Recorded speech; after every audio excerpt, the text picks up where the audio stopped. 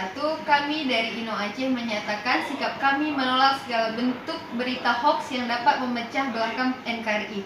Kami menghimbau kepada teman-teman yang menggunakan media sosial agar tidak menyebarluaskan segala bentuk berita hoax, dan kami mendukung Polri dalam penegakan hukum bagi pelaku yang menyebarkan berita hoax. Gabu mano, gabu ite, bek di pebangai ngon berita hoax. No hoax, no sara, tanyo mandum mesyedara.